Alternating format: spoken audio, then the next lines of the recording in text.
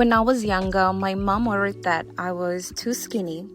She even gave me her prenatal vitamins to help me gain weight. Why? Because in our village, being thin wasn't just about appearance. It had a social and cultural meaning. But where do these ideas come from? And more importantly, are they holding us back from better health? In today's video, we consider the role of culture in obesity, addressing questions like where these ideas came from, what obesity really is, what health outcomes are associated with obesity, what cultural factors influence obesity, what policies are there to address obesity, and lastly, can a change in socio-cultural norms make us healthier? At a time when food wasn't always available, if you had extra weight, it meant you were wealthy enough to eat well and strong enough to survive tough times. In other words, body fat wasn't just body fat, it was a status symbol. In fact, some cultures took this belief to the extreme. For example, in places like Mauritania, the practice of le bleu, which is the force feeding of girls to fatten them for marriage, shows just how deeply rooted these ideas were. But here is the problem. Times, the environment, and our diet have changed, but our culture still hasn't. So, what is obesity?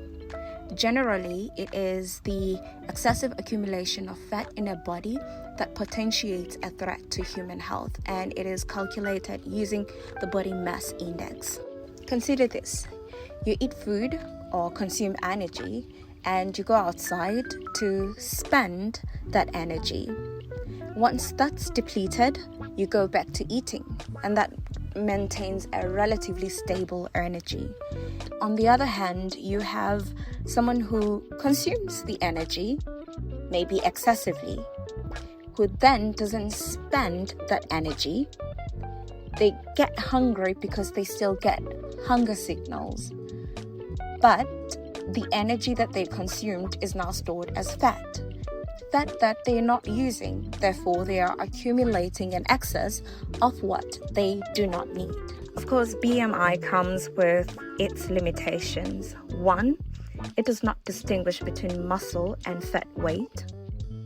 2, it was developed using Western populations, meaning it might not be an accurate health indicator for different ethnic groups like Black people, Indians, Asians, and so on.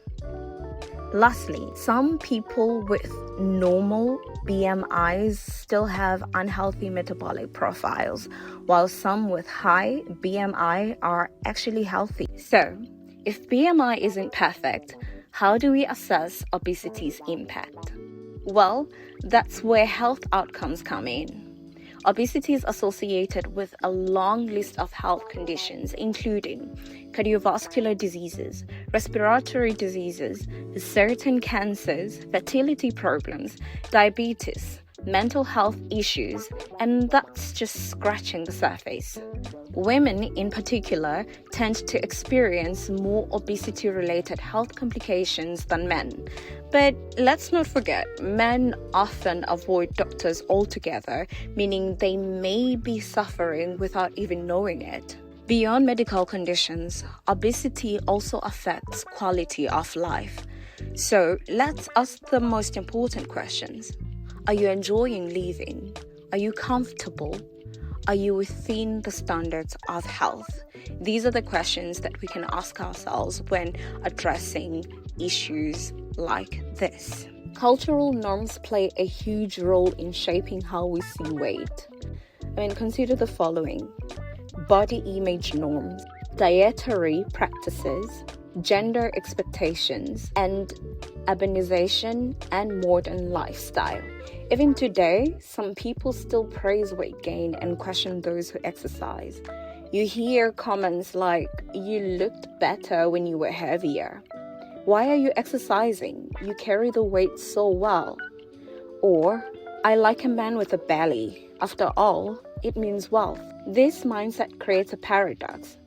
On one hand, it promotes body positivity and resilience. On the other hand, It normalizes weight gain in a way that can lead to a serious health issue like diabetes or hypertension. Traditional gatherings, which usually revolve around food and drinks and have been a long source of unity and truly contribute to our social well-being, they now contribute to the overabundance of calories and unhealthy eating patterns because the food we eat now is quite different from the food we used to eat. That, combined with urbanization and a modernized lifestyle, is that a lot of us are not moving anymore.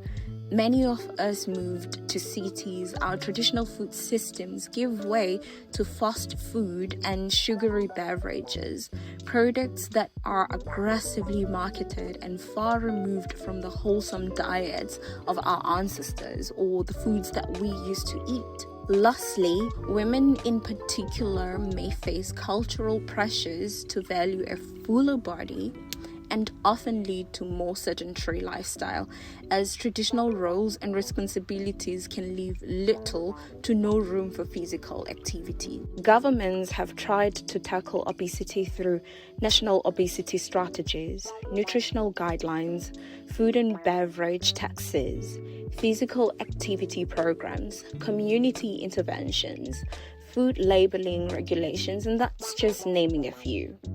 But these policies, while they mean to promote healthier lifestyles, are not enough to fix the issue.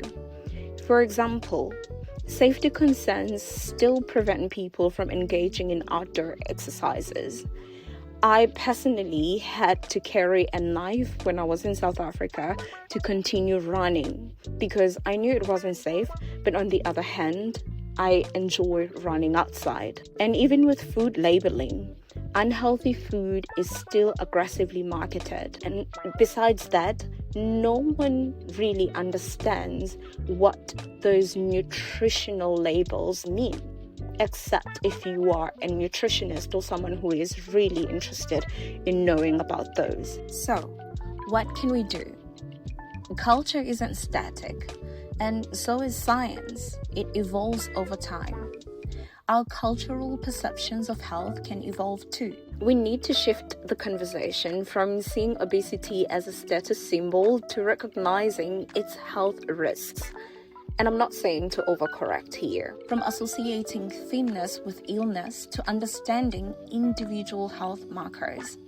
From outdated gender roles to embracing active lifestyles for everyone. So, can changing sociocultural norms make us healthier?